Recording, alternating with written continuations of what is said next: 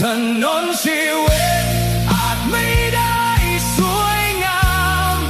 แต่ทุกก้าวที่ผ่านคือความหมายของความพยายาม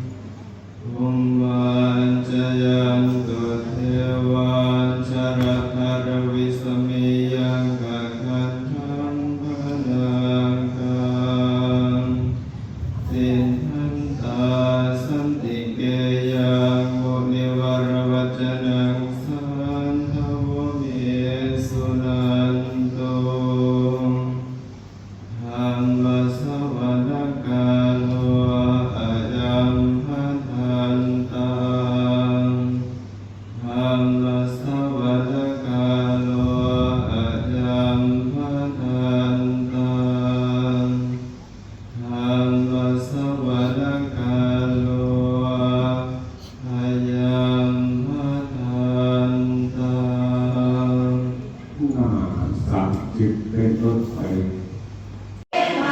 เนตังสารนามูลเนตังสารนามาคัมมัสสะปะทุปะโมจะติโยจะพุทธันจะธัมมันจะสังจะสารนังพระโพ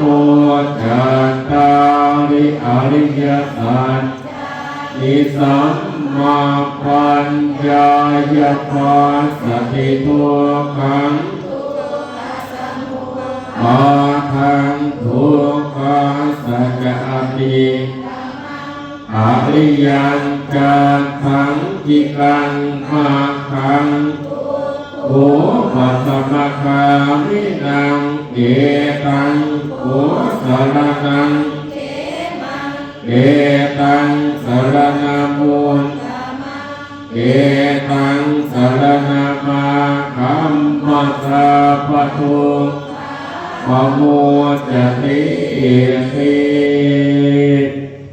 114วิสีลาวิมุรานาพังอาหาจะปาสัมมันตาอนุปริยโยงนิโพธิจะทุติสาเอวังจะราจะมาจุจะอภิวาตันติปาอาภิเยพรามเนเวเสสุจันทาลภูนักเกณฑ์ยิปริวัตเสติสาภะเมวาภิอภิสักการตหันตินังโอวินาราภานังนัพพันวิมันตโยเสนะสักกะเจตุงทะเนอา สมัยหิปันติโตปุณสัมปัสสังอัตตมันอุเทธัมเมจะสังเกจติสัทธังนิเวสเยโยธรรมจารีเยนะโมจายะอุตเจอิเท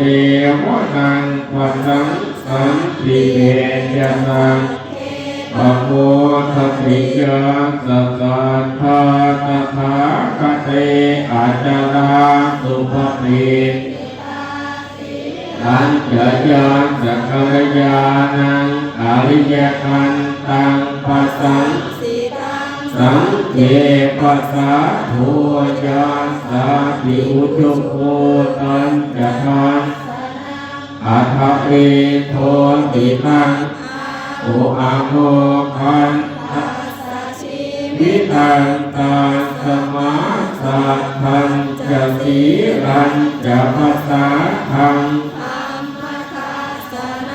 อนุยุนเยตเมธาสรังโอชานาสาสนังนิอิวะเปสุขังเอกังธรรมยังสาวติยังวิหารติเตตวะเนอนาถปินติกาสทาอาตระโก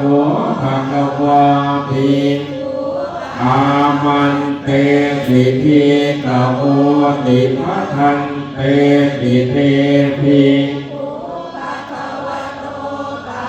กันโสสุภะคะวาตถะโวจาอุปาทาวาภิกขเวตถาคตาอนุปาทาวาตถาคตาทิตาวาสาภาตุธัมมติลกาอนิยามตาสัพเพอาราอนิเสตังตถาคโตอภิสัมสติอภิพุทธิตวาอภิสัมเมตวาอาจิปฏิเทเสติปันติปัตตะเปติวิปารติวิภัจติอุตานิกโร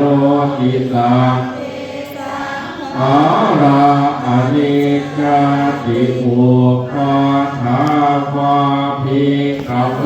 ตถาคตาอนุปาทาวาตถาคตาทิตาวาสาภาตุธัมมัติตตาธัมมนิยามสัพเพสังขาราอาทิตังตถาคโตอภิสัมโพชติอภิสัมเมติอภิสัมอภิสัมเมตวาอาจิกติเทติปัญญเปติปัตตะเป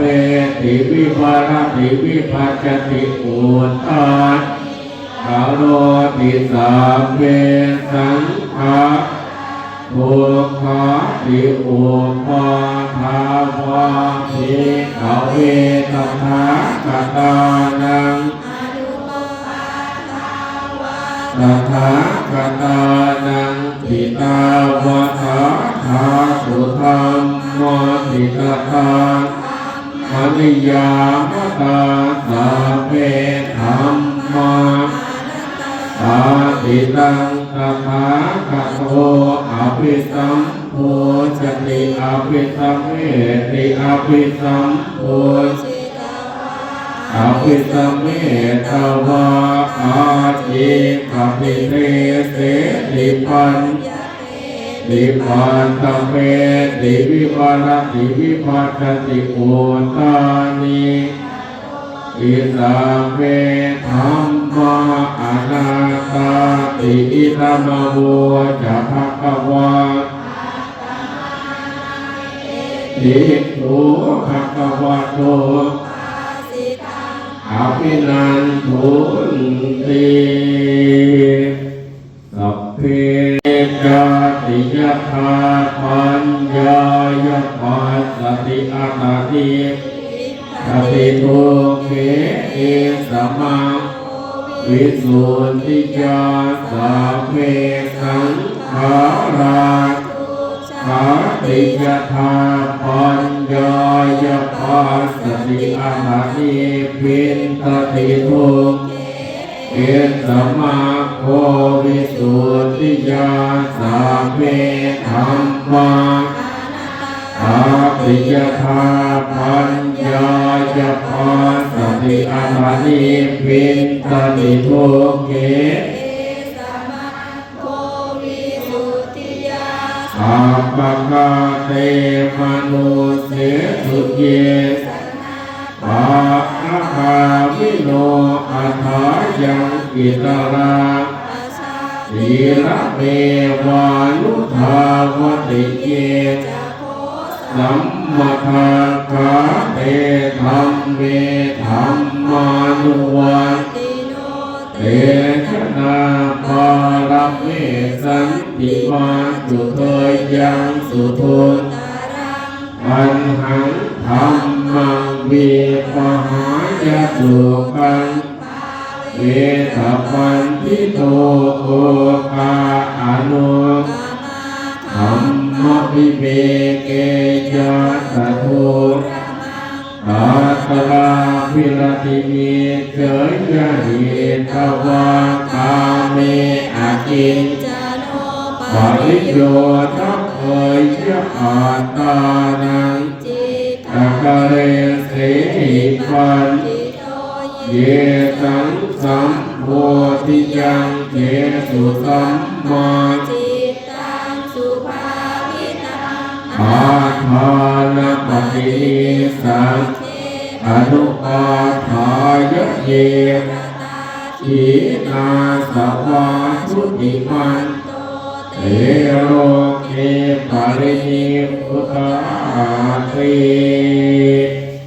อะยิกัปมายนาปฏิกังเกอานายัตติธัมปะเนนันอาภัตตัญจะอนาคตังปัจจุบันนังธัมมังจะอิรังอสังโฆปังตังเวทามนุโคหะอาเจวะเกจะมาตาปังโอชัญญาภรนังนามิโนสังฆทันเตนะมหาเนนะมาจุนาเอวังวิมาตาปิงอโหราตมตังตังเวภาเตกราโตติสังอาจิปะเนมุนีเอติยะถามะเวปาตุกวันติธัมมาอาตาธัมมนาสะอาภาสะกังขาวะปยันติตังยะโคภะชานาติสะเหตุธัมยะถามะเวปาตุกวันติธัมอาตาปิโนชายะโตมนาสะอาภาสะกังขาวะปยันติตังยะโตขยังปัจจยานังอาเวทิยถาอาทุกวันติธัมมาอาตาปิโนมนัสสะวิทุปยังติตติมาราเสนังโตโอภาสยมันตะลิกันติอุตตะธัม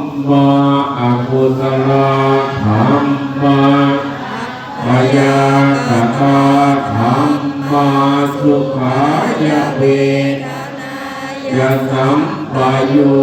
ตาธรรมาทุกขายะเวทนายปโยตาธรรมาอาทุกขมาสุขายทนายะสัมปโยตาธรรมาวิปาก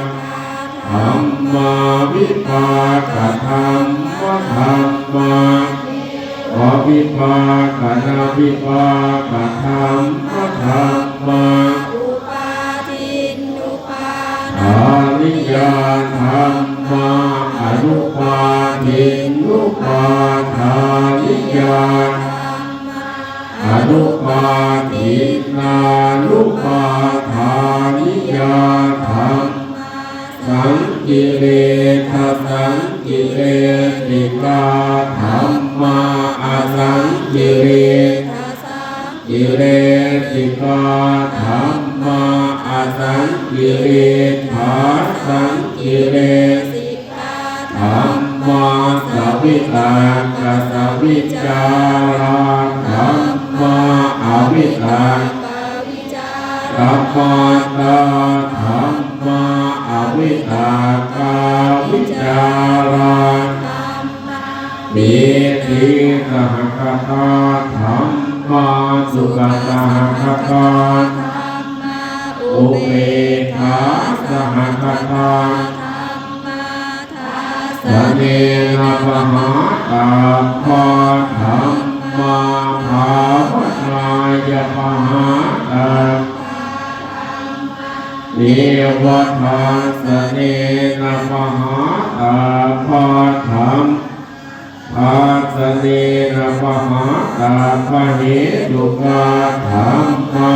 ภาวนาตาภะเหตุกาธรรมาเนวทัสสเนนะภาวนา ปหาตาปะเหตุกาคับอาจยคามิโนธรรมาอปัจจยคามิโนวาจยคามิโนตาปัจจยคามิโนธรรม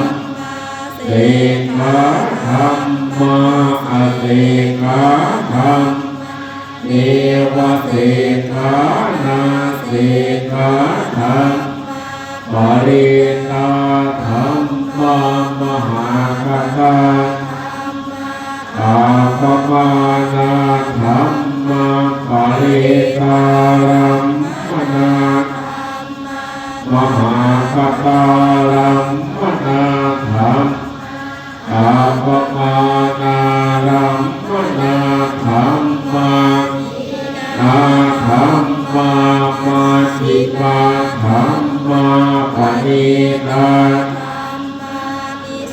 ชาตนิยตาธรรมาสัมมาตนิยตาอนิยตาธรรมามาคารัมมนามาคาเหตุกาธรรมามาคาอิปติโน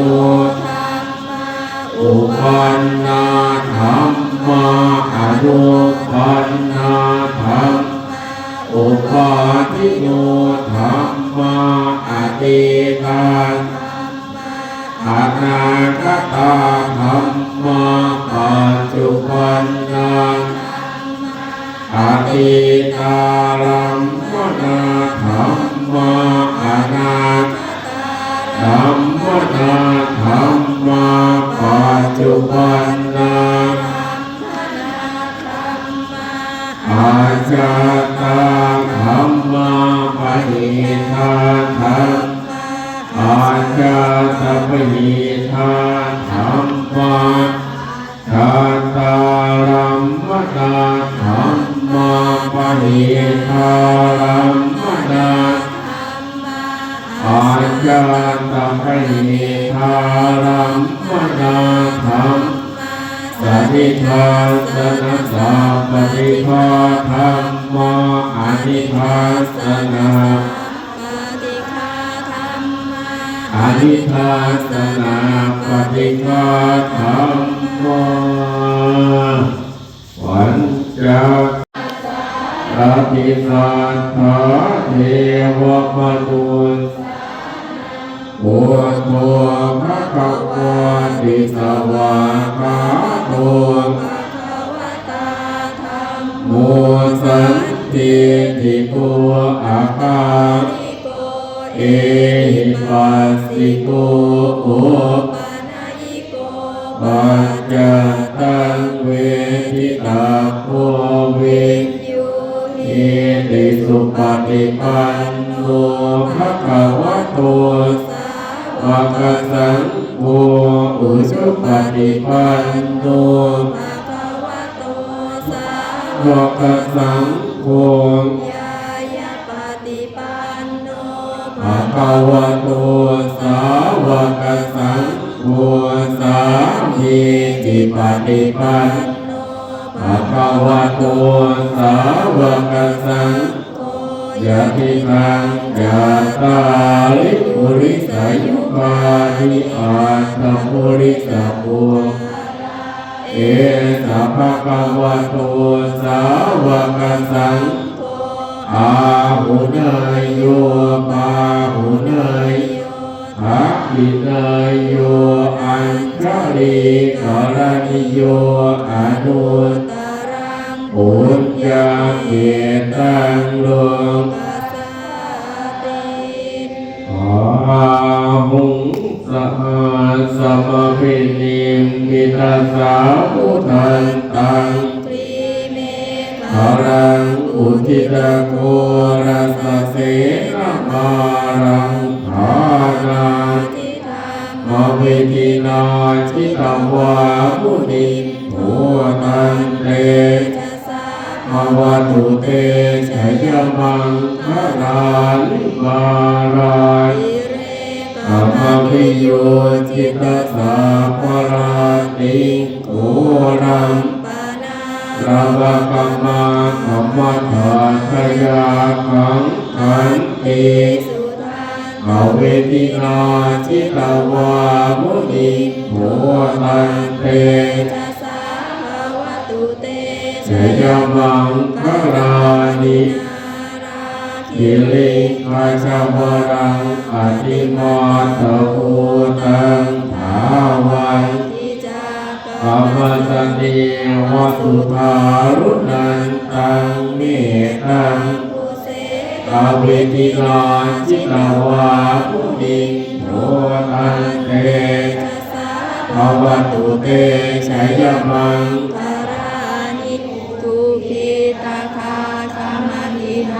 อสุภารุนันตังภาวันติโยชนะปัทังบุริบาลวันตังอิทิปิสังคตมโนจิตาวะมุนิโทตันเตภวตุเตชัยมังคลานิตวานากาธมุทรังอิวะคาภินิยาจินจายทุทวจนะจนกายมัจเจสันเตนะโสมาวิธินาอิกวามุนิโทตันเตภวตุเตชัยมังคลานิสัจจวิหายมติสัจจตวาทะเตตุงวาทาปิตมนังอภิอันตโพตังปัญญาปัจจลิโกชิตวามุนิโหตันเตภวตุเตชัยมังคลานินันโทปานันทพุจกังวิพุทังมหิทิงปุเตนะเทระพุจเก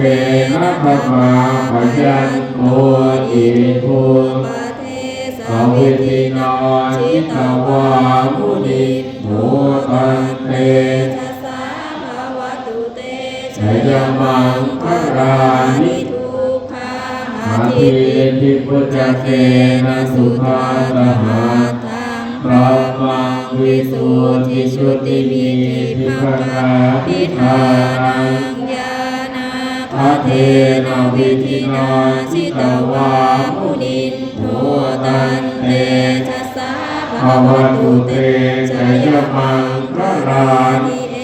ตาปิพุทธชยมังคารอาตคาทายโยวาจโนทินาทิเนสรเตมตันติหิตวานานิกาวิภิธานิจุปาตวานิโมขังสุขังอธิคเมยนโรสาปัญโยมหากาลุณิโกนาโทหิตายะสาภปานโอเลตวะปาลมิสัพพะโต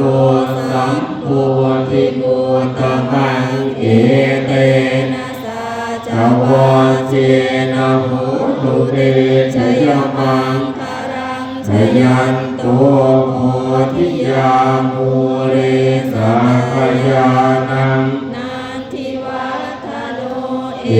วังตวังวิชโยโหหิชยาสุชยมังอัปราชิตาปันรังเกสีปัทวิปุคะเรอภิเสเก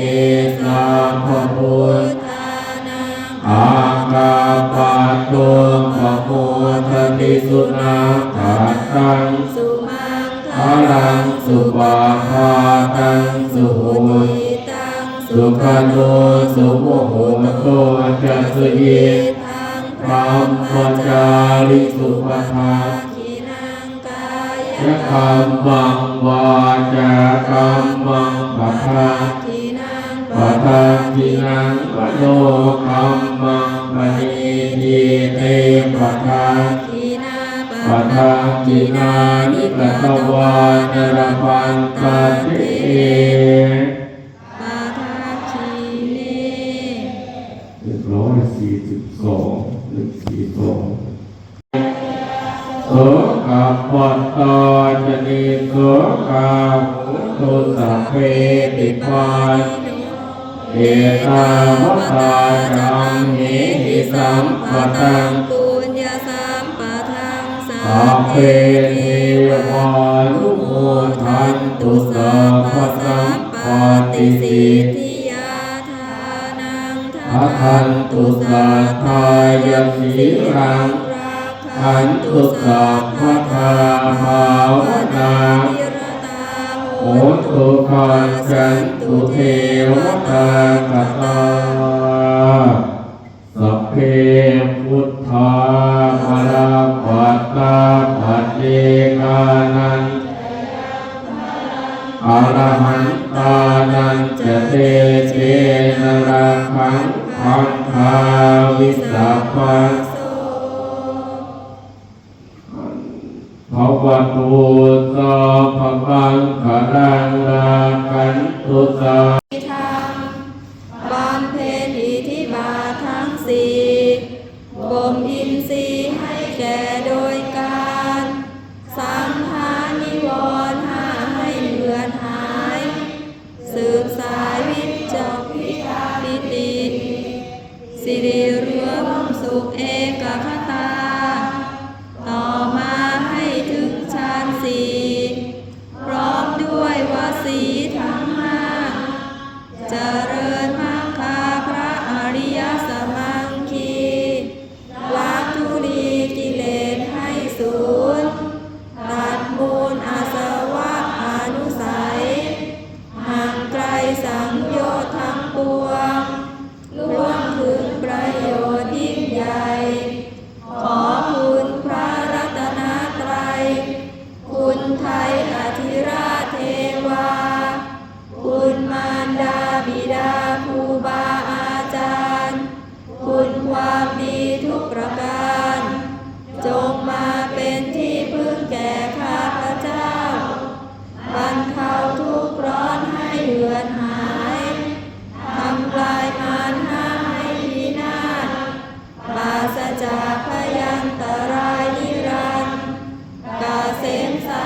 สบสิ่งเสมอใจ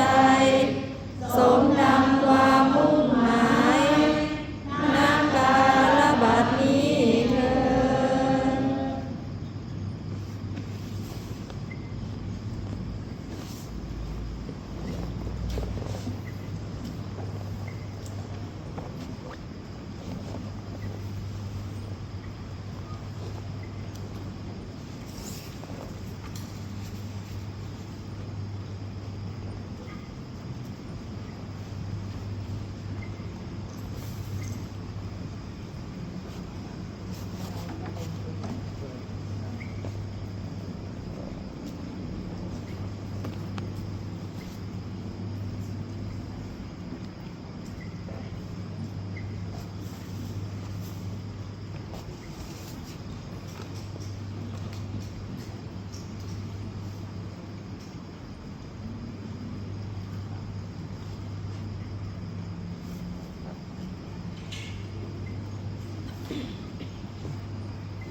เอวะตาสันติวิหารวาสินี